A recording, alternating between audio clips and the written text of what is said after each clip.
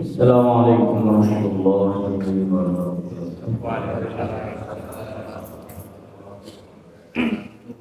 Innal hamdalillah nahmaduhu wa nasta'inuhu wa nastaghfiruh wa na'udzu billahi min shururi anfusina wa min sayyiati a'malina. Man yahdihillahu fala mudilla lahu wa man yudlil fala hadiya lahu. أشهد أن لا إله إلا الله وأشهد أن محمدا عبده ورسوله اللهم صل وسلم على نبينا محمد صلى الله عليه وسلم وعلى آله وأصحابه ومن تبعهم بإحسان إلى يوم الدين. Para yang sekalian, mari kita bersyukur kepada Allah seluruh nikmat yang telah dilimpahkan kepada kita. Salawat serta salam mudah-mudahan selalu tercurahkan kepada Nabi Muhammad sallallahu alaihi wasallam, pada keluarganya, para sahabatnya juga. Kita akan lanjutkan kajian tafsir sekarang surah An-Nisa ayat 23 insyaallah sampai ayat 24. Kita bacakan ayatnya. A'udzu billahi minasyaitonir rajim. Hurrimat 'alaikum ummahatukum wa banatukum wa akhawatukum wa 'ammatukum wa khalatukum wa banatul akh وبنات الأخ وبنات الأخت وأمهاتكم اللاتي أرضعنكم وأخواتكم من الرضاعة وأمهات نسائكم وربائبكم اللاتي في حجوركم من نسائكم اللاتي دخلتم بهن فإن لم تكونوا دخلتم بهن فلا جناح عليكم وحلائل أبنائكم الذين من أصلابكم وأن تجمعوا بين الأختين إلا ما قد سلف Innallaha kana ghafurar rahima. Wal muhsanatu minan nisa'i illa ma malakat aymanukum kitaballahi 'alaikum wa hilla lakum ma wara'a dhalikum an tabtaghu bi amwalikum muhsinina ghayra musafihin. فَمَسْتَمْتَعْتُمْ بِهِ مِنْهُنَّ فَآتُوهُنَّ أُجُورَهُنَّ فَرِيضَةً وَلَا جُنَاحَ عَلَيْكُمْ فِيمَا تَرَاضَيْتُمْ بِهِ مِنْ بَعْدِ الْفَرِيضَةِ إِنَّ اللَّهَ كَانَ عَلِيمًا حَكِيمًا.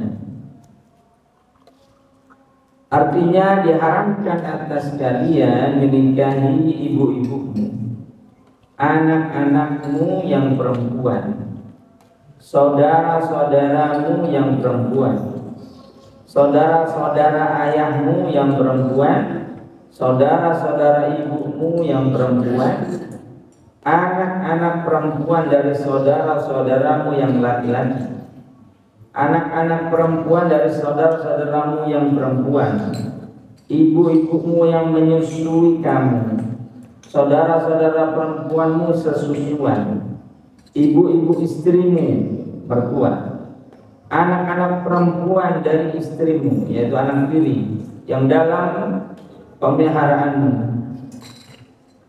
dari istri yang telah kamu campuri. Tapi jika kamu belum mencampuri dengan istrimu itu dan sudah kamu ceraikan, maka tidak berdosa kamu menikahinya.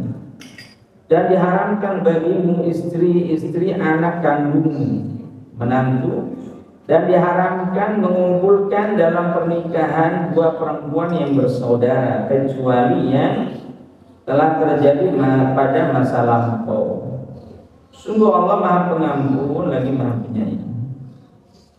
Dan diharapkan juga kamu menikahi perempuan yang bersuami, kecuali hamba sahaya perempuan, tawanan perang yang kamu miliki, sebagai ketetapan Allah atas kamu. Dan dihalalkan bagimu selain perempuan-perempuan yang demikian itu, jika kamu berusaha dengan hartamu untuk menikahinya, bukan untuk berzina, maka karena kenikmatan yang telah kamu dapatkan dari mereka, berikanlah mas kawinnya kepada mereka sebagai satu kewajiban. Tetapi tidak mengapa jika ternyata di antara kamu telah saling merelakannya setelah ditetapkan. Sungguh Allah Maha mengetahui lagi Maha bijaksana. Jadi para jamaah sekalian, inilah yang disebut dalam Islam dengan istilah mahram, ya. Bukan muhrim. Orang suka salah sebut. Itu bukan muhrimnya. Apa arti muhrim? Muhrim itu orang yang berihram, itu muhrim. Kalau mahram itu orang yang haram untuk dinikahi, itu mahram. Itu yang salah. Ya, muhrim bukan muhrim. Muhrim itu orang yang berihram, berasal dari kata-kata ahramna yuhrim. Muhrim itu orang yang sedang berihram. Kalau mahram itu adalah yang haram dinikahi. Para jamaah sekalian, jadi mahram dalam Islam itu ada 3, ya. Jadi mahram karena sebab keturunan, kemudian mahram karena sebab persusuan, kemudian mahram karena sebab pernikahan. Ya, jadi itu mahram dalam Islam. Nah, makanya di ayat ini dijelaskan bahwa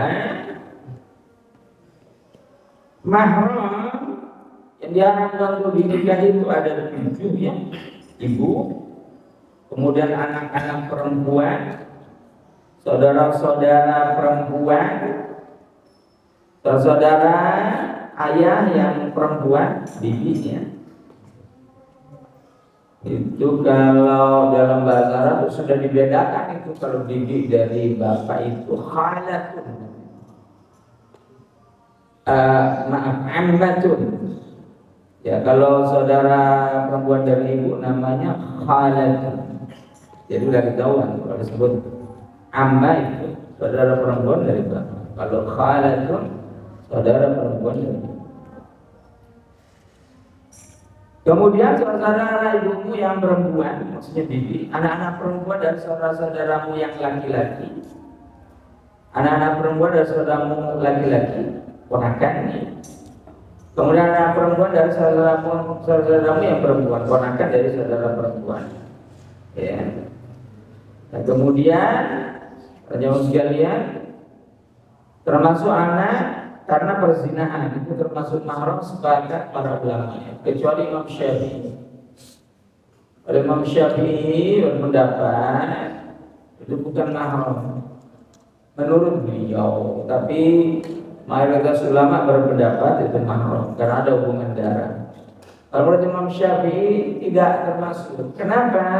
Karena zina itu kan secara syariah gak ada hubungan nasab dengan bapaknya. Makanya dalam Islam anak zina itu tidak bisa saling mewarisi dengan bapaknya, tapi bisa dengan ibunya, dengan ibu biologisnya bisa. Ya, makanya Nabi Muhammad SAW bersabda, al-waladu lil firash. Ya, anak itu Ketika warisi ya bisa dengan ibunya. Firas itu artinya ini tadinya. Firas itu kasur. Dan bayi itu kalau ya bayi ketika dalam rahim itu kan seakan-akan dia tidur di kasur dari rahim ibunya. Nah begitu menurut Imam Syafi'i. Tapi mayoritas ulama berpendapat itu dirapikan. Ya. Kemudian para jemaah sekalian, termasuk yang diharamkan adalah maram dalam persusuan. Ibu-ibu yang menyusui, saudara-saudara perempuan sepersusuan, ya itu semua diharamkan. Kemudian mahram karena sebab pernikahan, ya ibu-ibu, ya istrimu, maksudnya mertua ya, juga menantu itu nggak boleh dinikahi itu, menantu itu. Ya. Yang karena menantunya masih cantik saya juga kan ambil nomor, nggak boleh haram. Ya. Dan anak-anak istrimu yang dalam pemeliharaan dari istri yang telah kamu campuri, anak tiri ya, anak tiri. Jadi kalau seseorang menikah, seorang laki-laki menikah dengan perempuan, kemudian si perempuan ini punya anak, bawa anak tiri ya. Kalau sudah digauli ibunya itu, maka anaknya tidak boleh dinikah. Tapi kalau belum digauli boleh. Kalau belum digauli boleh. Tapi tidak berlaku sebaliknya. Seseorang menikah dengan seorang wanita, tapi belum digauli istrinya itu. Sekalipun hanya sekadar angkat saja, belum digauli, maka haram ibu mertuanya. Subhanallah. Beda dengan ibu tadi, ibu tiri. Ya seorang menikah dengan seorang wanita, wanita ini punya anak. Itu kan anak tiri. Ketika menikah belum digauli, sudah diceraikan. Ya. Karena pas hadir pernikahan dia tuh anaknya lebih cantik ini. Waduh, nyesel juga ingin dengan ibunya. Masalah harusnya aja gak digauli. Ya juga bisa menikah. Ya pokoknya begitulah. Jadi kalau belum digauli ibunya bisa menikah dengan anak tiri. Tapi kalau sudah digauli haram anak tiri. Tapi tidak berlaku sebaliknya menurut para ulama. Kalau menikah dengan seorang wanita belum digauli, maka dianggap haram menikah dengan ibunya. Ya, sekalipun hanya sekedar akad saja. Itu para jamaah sekalian ya. Nah, para jamaah sekalian, Nabi Muhammad sallallahu alaihi wasallam bersabda, "Yahrumu minal radha'ati ma yahrumu minan nasab." Ya. Diharamkan persusuan itu sebagaimana diharamkan dalam nasab. Ya, jadi kedudukannya sama. Karena seseorang itu bisa menjadi mahram kalau dia sudah menyusu kepada seorang wanita 5 kali susuan yang membuat dia itu kenyang.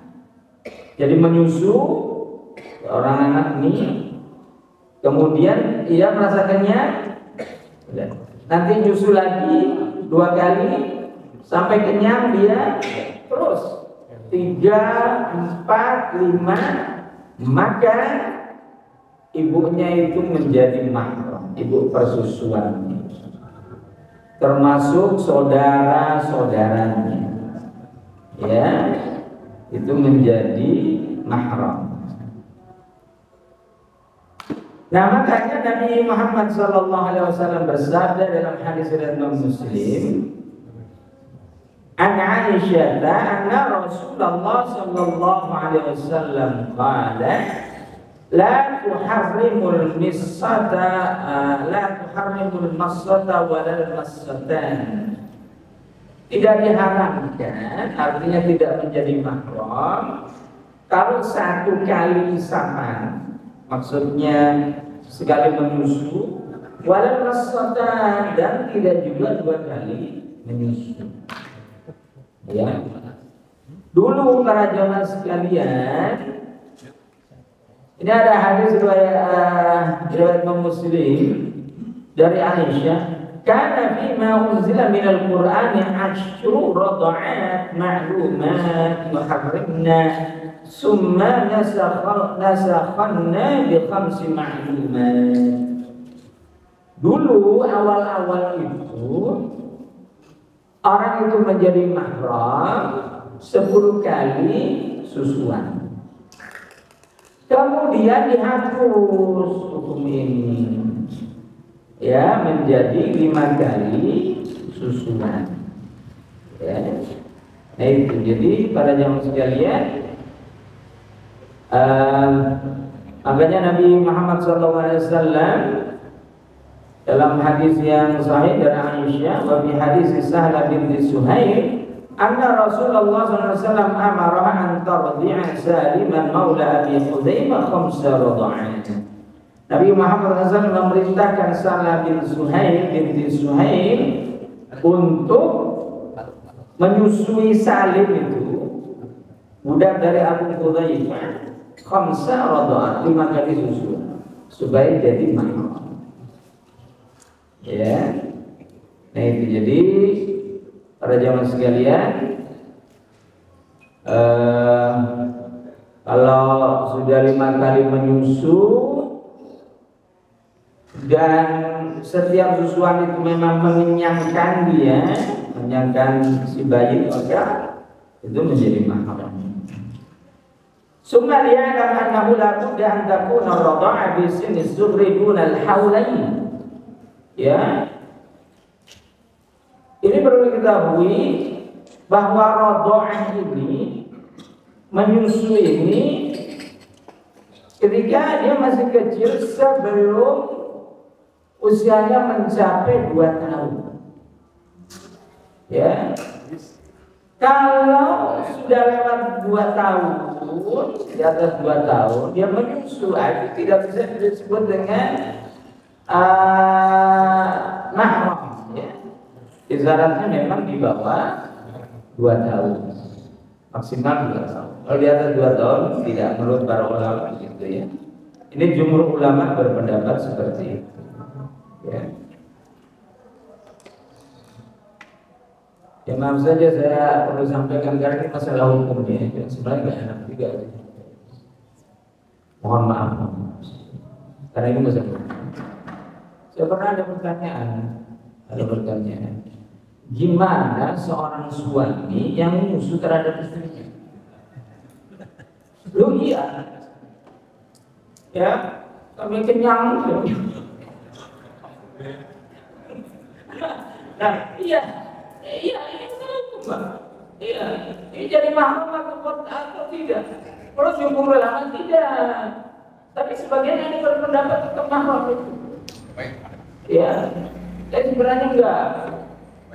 Tapi ini jumhur ulama berpendapat, summa yu'lam annahu la budda an takuna ar-radha'a fi sinni as-sughri duna al-hawlain ala qawli jumhur. Ya. Kemudian perlu diketahui bahwasannya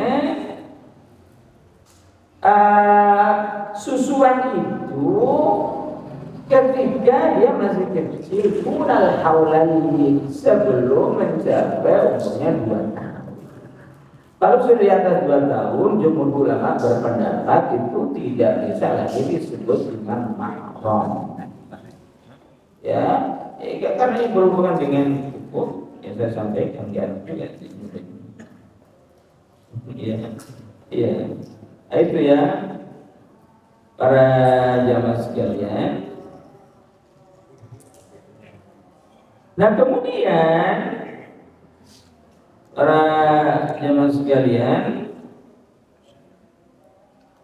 termasuk mahram itu di sini disebutkan oleh Imam Ibnu Katsir adalah istri dari anak susuan. Paham ya?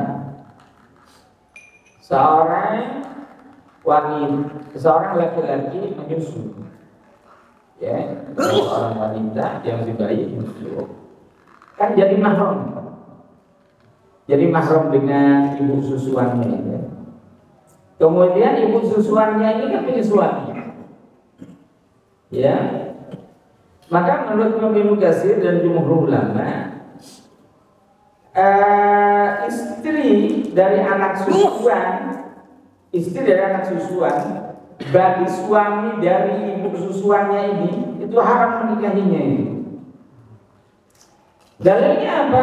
Nabi Muhammad SAW bersabda, "Yahrumu minar radha'ati ma yahrumu minan nas." Paham ya? Diharamkan dalam bersusuan itu sebagaimana diharamkan dalam masalah nas. Ya, jadi diharamkan. Tidak boleh. Nah kemudian para jamaah sekalian, tadi disebutkan ya Allah Subhanahu wa taala berfirman, "Wa raba'ibukumul lati fi hujurikum." Anak-anak tiri kalian yang berada dalam asuhan kalian, perlindungan kalian. Maksudnya anak-anak tiri yang berada di rumah. Sekarang jadi pertanyaan adalah, gimana anak-anak tiri yang tidak dalam perlindungan bapak tirinya? Dia tinggal di rumah, dia tinggal di tempat yang jauh. Haram nggak itu? Hah?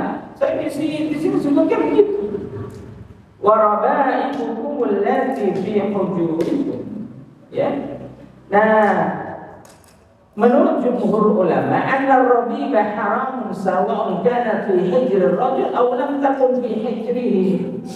Menurut jumhur ulama, anak tiri itu tetap haram, baik dia berada dalam asuhan bapak tirinya atau tidak dalam asuhan bapak tirinya.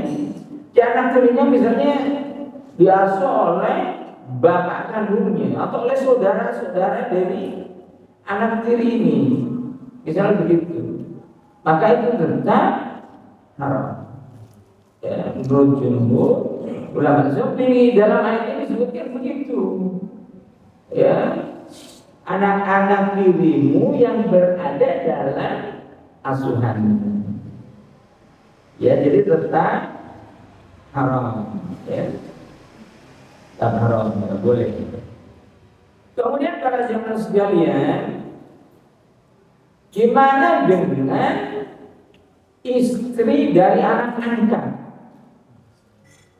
Kita ngangkat anak laki-laki, kemudian dia menikah, lalu cerai atau meninggal anak angkat kita itu, boleh nggak menikahi istri dari anak angkat? Boleh. Dulu di zaman jahiliyah,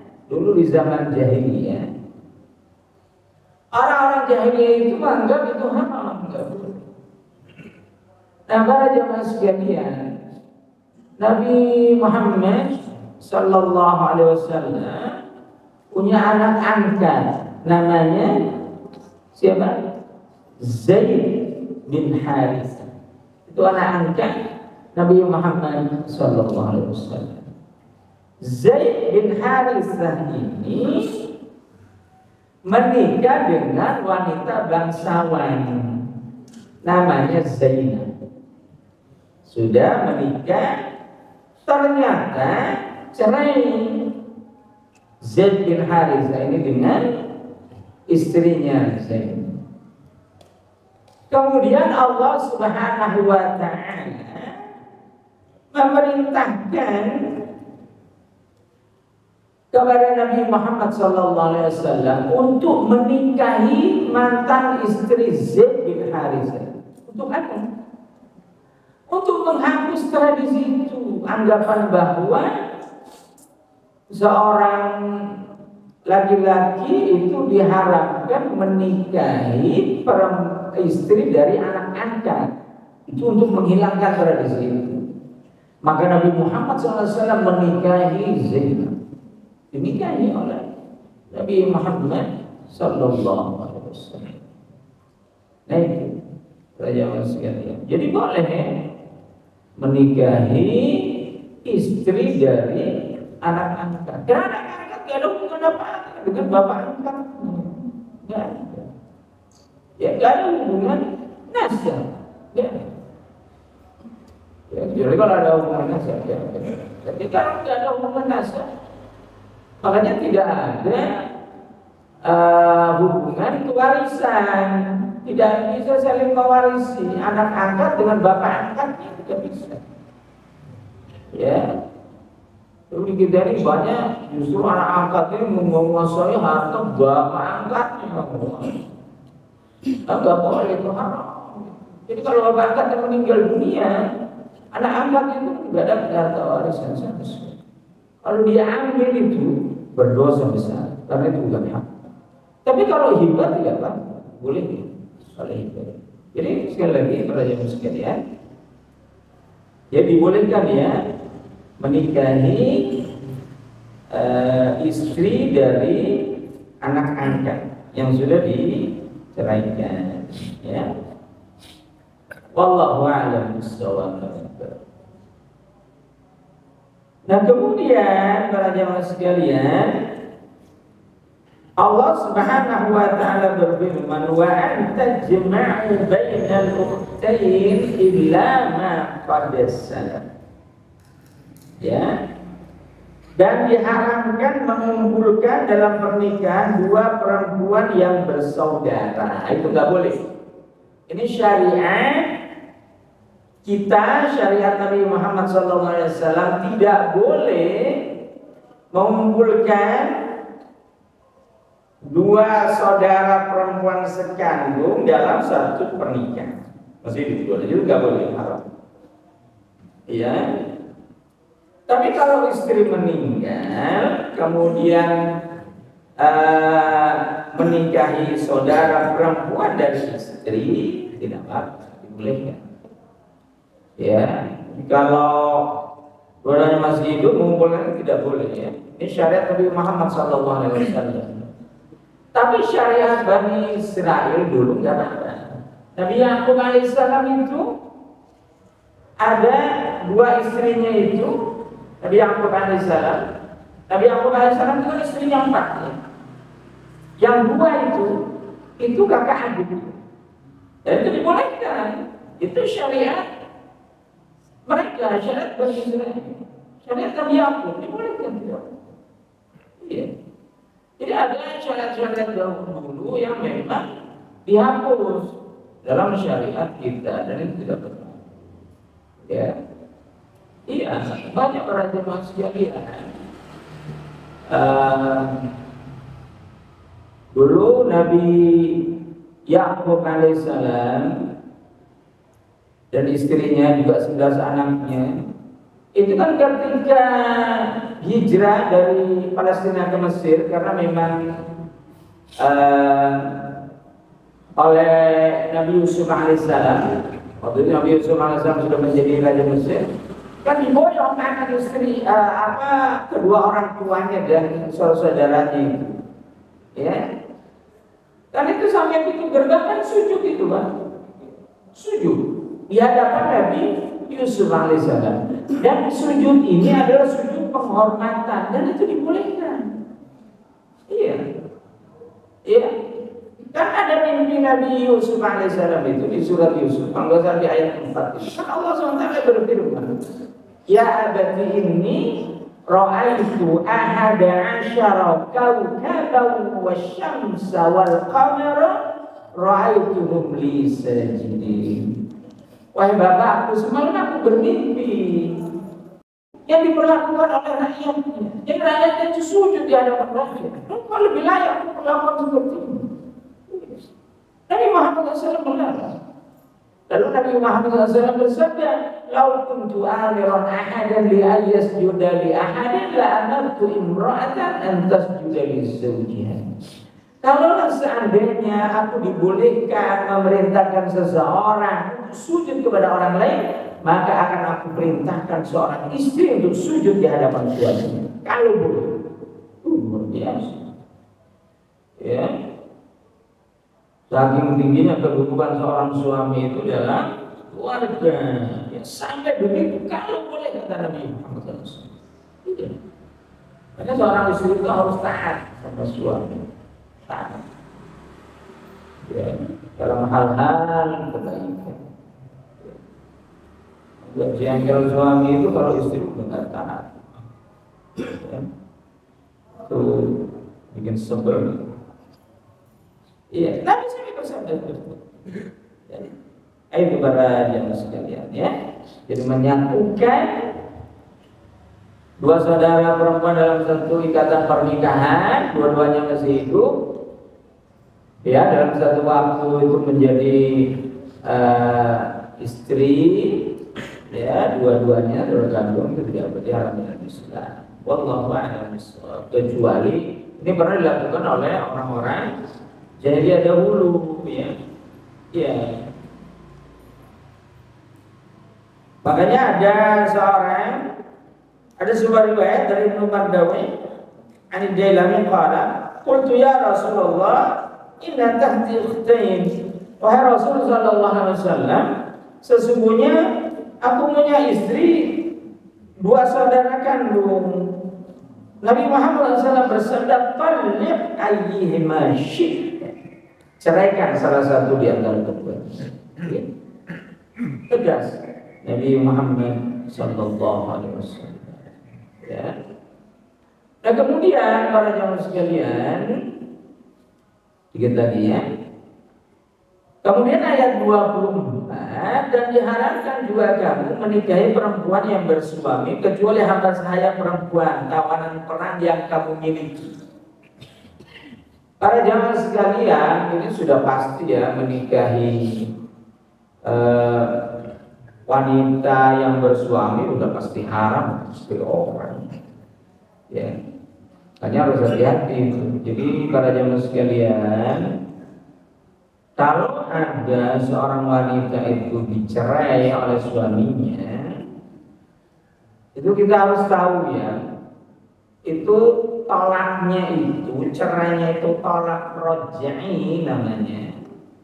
Tolak yang masih boleh rujuk suaminya atau tolak balik. Tolak yang tidak boleh si suami itu bercampur lagi dengan istrinya, artinya sudah tahap 3, ya, itu harus diketahui. Jadi jangan sampai kita dengar yang menceraikan langsung dinikahi, nggak boleh itu. Karena suaminya masih berhak untuk rujuk pada istrinya, ya. Kecuali kalau sudah 3 kali cerai, kemudian habis masa iddahnya dengan suami yang pertamanya itu, habis masa iddahnya, baru boleh nikahi, ya. Jadi Allah menegaskan di sini, dan diharamkan juga kamu menikahi perempuan yang bersuami kecuali hamba sahaya perempuan tawanan perang yang kamu miliki. Para jamaah sekalian, dulu wanita-wanita yang menjadi tawanan perang, sekalipun dia punya suami, maka wanita yang menjadi tawanan perang itu, ya, itu boleh digauli tanpa dinikahi. Iya, tawanan perang. Dulu begitu, Pak. Iya, hukumnya dulu, aturannya dulu begitu. Makanya para sahabat itu selesai perang, ada tawanan perang wanita itu dibagi-bagi. Iya benar. Dibagi-bagi. Ada para sahabat itu perang, sudah itu jadi tinggal. Luar biasa. Sekarang nggak ada. Ini dulu begitu. Ya, makanya Allah menegaskan di sini, dan diharapkan juga kamu menikahi perempuan yang bersuami kecuali hamba sahaya perempuan. Nah, maksud hamba sahaya perempuan ini adalah hamba sahaya perempuan karena tawanan perang. Padahal dia punya suami dia. Ya, suaminya beda, misalnya suaminya kabur misalnya, nggak ketangkep gitu. Ya, suaminya. Maka wanita-wanita sekalipun suaminya ada, maka dia menjadi budak, jadi hamba sahaya. Dan itu boleh kita enggak ini kan luar biasa, ya. Kecuali hamba sahaya perempuan, tangan perang yang kamu miliki sebagai tetapan Allah atas kamu dan dihalalkan bagimu selain perempuan-perempuan demikian itu. Jika kamu berusaha dengan hartamu untuk menikahinya bukan untuk berzina, maka karena kenikmatan yang telah kamu dapatkan dari mereka, berikanlah mas kawinnya. Jadi para jamaah sekalian, ketika seseorang berusaha untuk menikah, maka Allah SWT akan berikan jalan. Kemudian diperintahkanlah laki-laki itu untuk memberikan mahar. Ya. Nah, mahar yang sudah ditetapkan ternyata si laki-laki ini sulit untuk membayar maharnya karena terlalu gede maharnya. Ya, perempuannya minta helikopter misalnya, bisa ada penting nikahin. Jadi lagi nikahin ternyata dia berat bayarnya. Maka istrinya itu ketika merelakan mahar yang sudah ditetapkan itu, merelakan dia sebagiannya atau keseluruhannya itu tidak apa-apa, dibolehkan. Ya, itu dibolehkan. Ya para jamaah sekalian, Nabi Muhammad SAW bersabda, ya, tapi sebagian ulama ada yang mendalilkan hadis ini bahwa wanita yang paling utama itu afdhalun nisa'i aisaruhunna ma'unah. Ya, wanita yang paling baik, yang paling utama itu adalah wanita yang maharnya itu paling mudah. Jadi nggak mempersulit, ya, nggak mempersulit dalam suaminya itu untuk dia dimintai mahar. Iya. Ya cuma perempuan harus hati-hati juga. Kalau dia minta mahar terlalu besar, maharnya emas 2 kilo misalnya, dan suaminya orang kaya dipenuhi itu, sudah. Kalau ditanya kan itu hak dia, itu hak istri. Nanti dia menuntut cerai, itu harus dikembalikan itu maharnya 2 kilo itu. Oh, kalau udah dipakai. Habis. Iya. Ya, harus hati-hati. Iya. Ya itu ya para jamaah sekalian, mahram dalam Islam, ya, orang yang haram menikah. Wallahu a'lam. Jadi kita akan lanjutkan pada ayat berikutnya insyaallah, ayat 25 dan seterusnya insyaallah. Cukup berapa ada pertanyaan? Ya.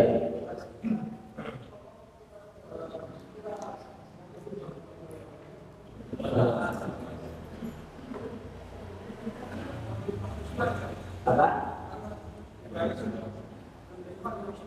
Ya.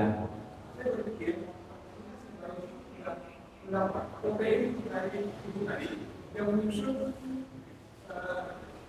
ibunya. Ya. Ya, ya. Bayi. Ya. Ternyata bayi setelah bukan DNA berbeda dengan ini. Ya. Ya. Kenapa saya tanya? Misalnya ada suatu bayi perempuan dan bayi laki-laki. Bayi laki-laki ini bukan tidak bisa melakukan itu. Ya. Kita sama si sudah selesai 28 tahun kemudian berpisah nih. Ya. Kalau ketemu dia nikah. Ya. Tidak tahu juga soal Iya. misalnya kalau sebelum pernikahan itu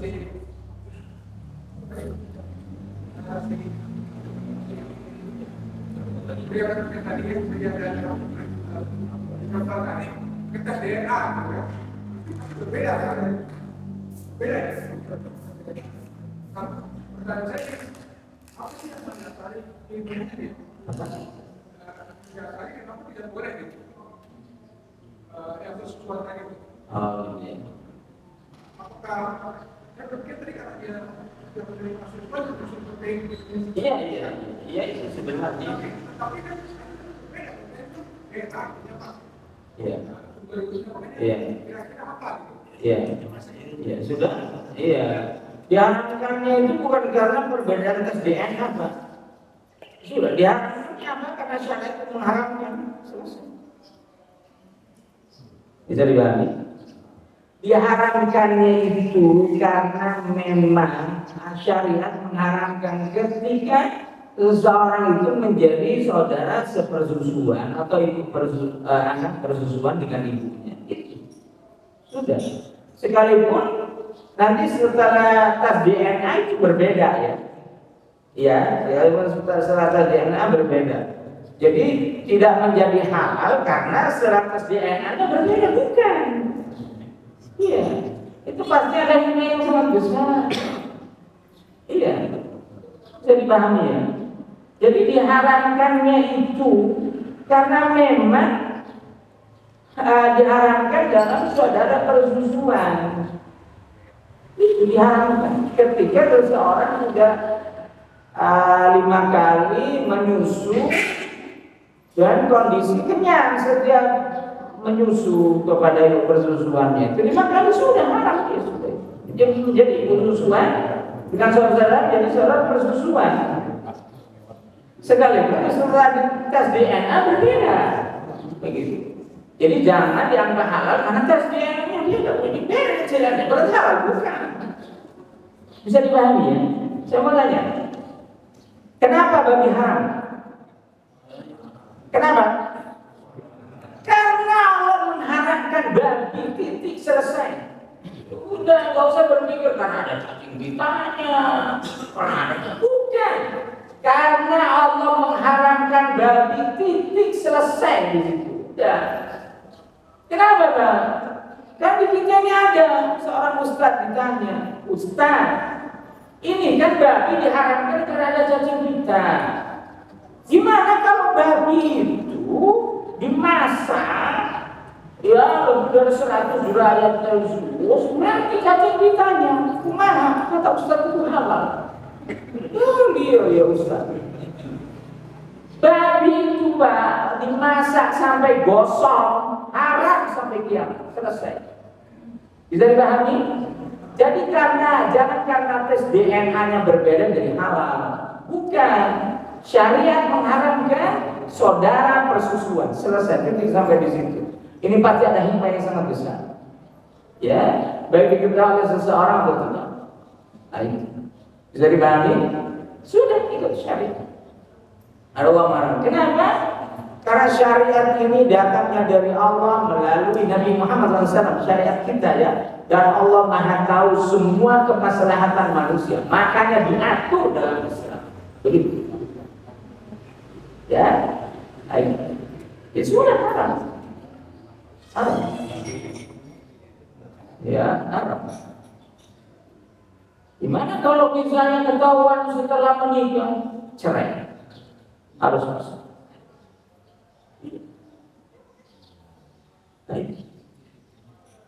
Ada juga, saya pernah baca di sebuah banjar. Ini bukan soal persusuan, saudara kandung Pak.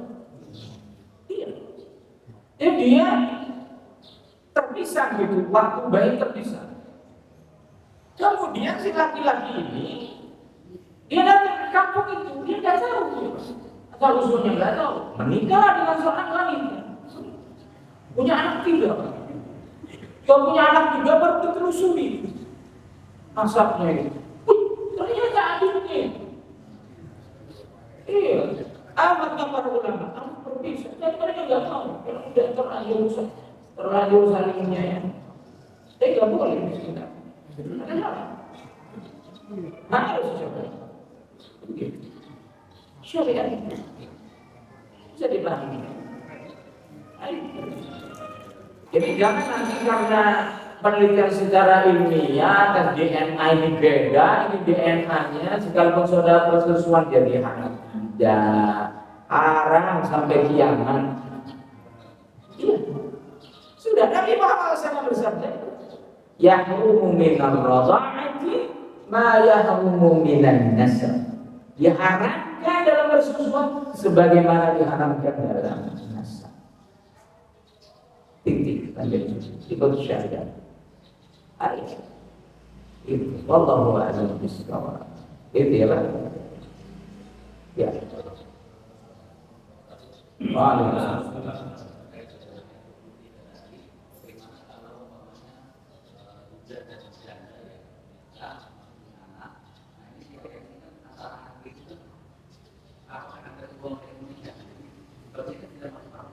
Ya anak janda dengan anak muda gitu, menikah gitu. Iya. Boleh tidak apa-apa. Itu boleh. Iya. Bahkan ada sebaliknya, ini ada calon istri ini menikah nih,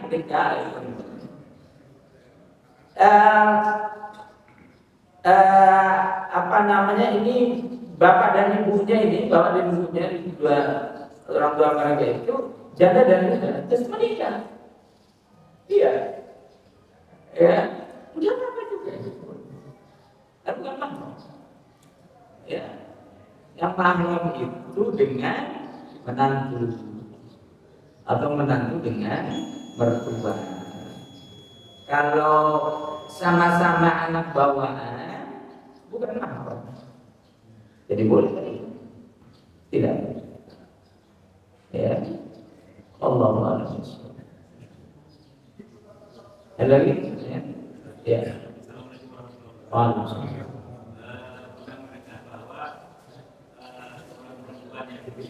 Itu tidak boleh menikah dengan laki-laki yang tidak beriman. Tapi laki-laki beriman boleh menikah dengan wanita yang tidak beriman. Nah itu dalam hadis atau dalam apa? Kedua penjelasannya kenapa laki-laki yang beriman boleh menikah dengan yang tidak beriman. Terima kasih.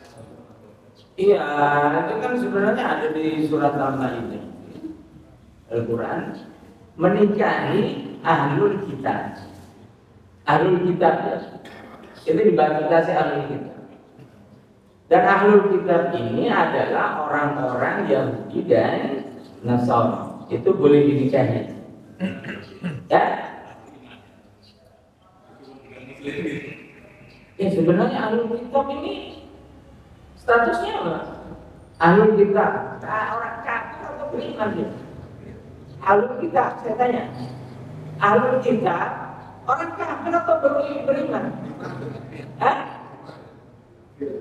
Orang kafir.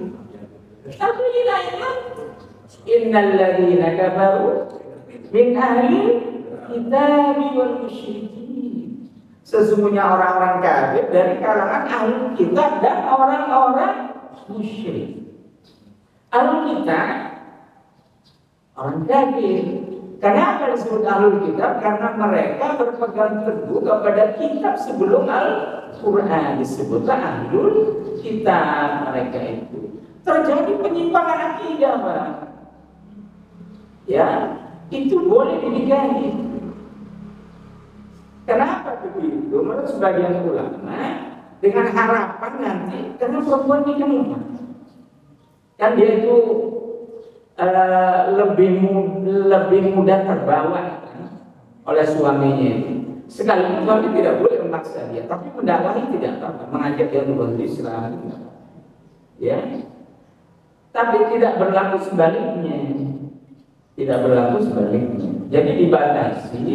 Yang dimaksud orang di luar Islam ini adalah wanita-wanita ahlul kitab. Gimana kalau bukan ahlul kitab? Tidak boleh.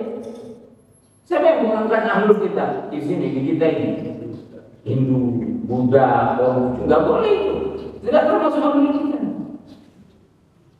Bisa dipahami ya? Cuman ahlul kitab ini juga masih menjadi perselisihan di kalangan para ulama. Ada yang berpendapat yang dimaksud dengan ahlul kitab ini pendapat Imam Syafi'i rahimahullah. Yang dimaksud dengan ahlul kitab itu adalah mereka secara genetik adalah keturunan dari Bani Israel. Kenapa begitu? Karena nabi-nabi mereka itu diutus khusus untuk mereka. Ya. Makanya ada kan dalam Alkitab, janganlah kalian pergi kecuali kepada domba-domba yang sesat. Domba yang sesat itu orang-orang Bani Israel. Sebab dulu para nabi dan rasul itu diutus untuk umat tertentu. Nah makanya para jemaah sekalian, ada di antara nabi itu hidupnya sezaman tapi punya wilayah dakwah sendiri-sendiri. Contohnya siapa? Nabi Ibrahim alaihissalam dengan Nabi Lot itu punya wilayah dakwah tersendiri itu. Hidupnya sezaman. Ya, Nabi Syuaib dengan Nabi Musa alaihissalam, Nabi Ismail dengan Nabi Ishak. Ya, itu punya wilayah dakwah tersendiri. Nah, nabi-nabi Bani Israel, itu dikhusus untuk kaum Bani Israel saja. Dan itulah yang disebut dengan ahlul kitab, orang-orang Yahudi dan Nasara. Tapi Syekh Fauzan pokoknya menurut kata beliau ini siapapun dia sekalipun secara genetik tidak termasuk dari kalangan Bani Israel, tapi dia berpegang teguh kepada salah satu kitab yang diturunkan oleh Allah Subhanahu wa taala, maka dia ahlul kitab. Begitu. Ya. Wallahu a'lam bishawab. Ya. Daripada liur-liur, udah muslimah masih banyak.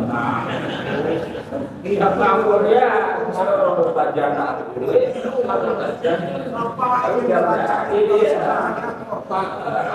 berkuar-kuar di masjid aja di bulan.